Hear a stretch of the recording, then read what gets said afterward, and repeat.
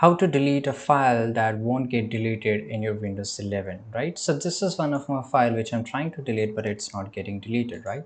So right click on it and click on show more properties, or just click on delete icon, try again, right? So it's not happening. So this could be many reasons. The very first thing you can do is just go and restart. So if you have an option of update, then update and shut down, and update and restart right now. The another solution that basically you have to right click, go to the task manager here.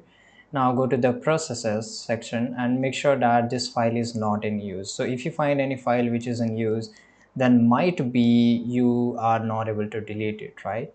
The another thing is that you have to go to the search bar, search for cmd, and click on run as administrator, and click on ok, right click on it, and here you will find this option of copy as path.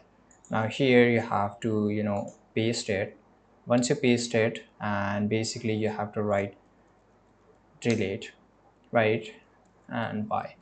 So maybe this is sometime it doesn't work, right, and maybe sometime it's work. So it's up to the Windows 11, and most of the time this is a glitch of Windows 11. This is another solution, which is you can back up by using OneDrive. So OneDrive is by default into your Windows, and here you can just try to back up this folder, and once you back up this, you can just delete this, and it will get deleted.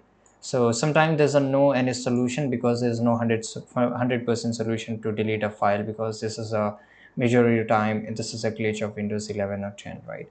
I hope you found this information very useful. Subscribe.